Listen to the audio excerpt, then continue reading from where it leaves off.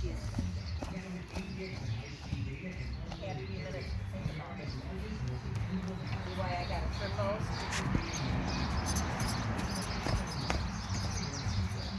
She'll still not trim it.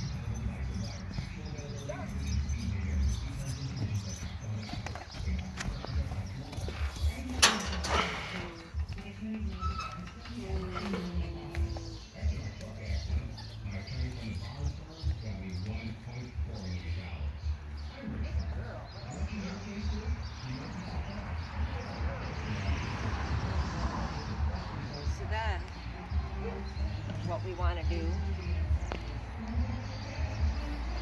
with the rope halter,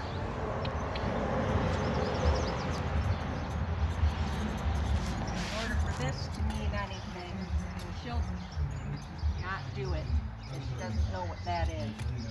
I sit here, the cows come home, and she doesn't do much. But now you work with ropes. You work with the ropes to get her to get used to pressure, like that. As soon as she gives her nose, you let her go, or him. So you just kind of give a pull out. As soon as she bends her nose into me, and that teaches him to give to not just that bitless bridle, but to that bit too. Take and you just pull kind of out and back so she gets her nose, and you let her go right away. Out, back, gives her nose, and you give her right away. And she learns that as soon as she gives her face, she gets a release. She doesn't have pressure on her face anymore, and then eventually what you do is you put it on the bit, and it just kind of translates. And so you go ahead like this, and you pull on the bit in the same way, but right now she's still not used to that bit. So that just shows that until they're used to the bit, one, and then once they get used to the bit, you put the pressure with it, but until they're used to this bit in their mouth, that pressure means nothing to them.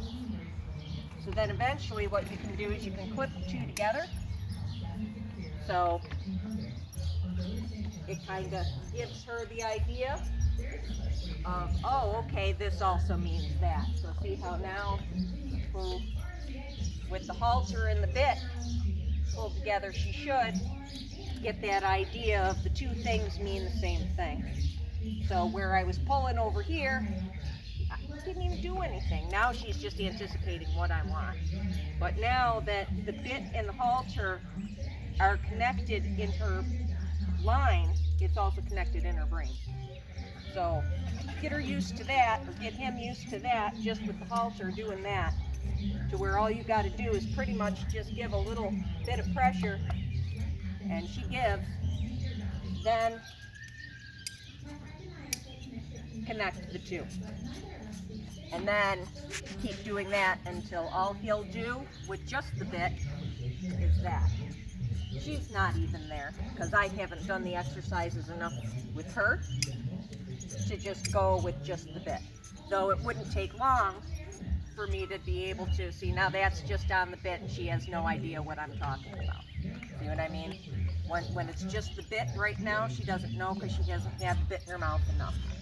But if I take this bit and I clip it to the halter too, and she gets that pressure that she's used to with the halter, put the two things together, and voila, she starts to learn, hey, these two things mean the same thing, and you do the same thing. You give a little bit of pressure, a little bit of pressure, a little bit of pressure. She's going to give. As soon as she gives, you let her go. A little bit of pressure. Eventually, and you just let her go. Good girl.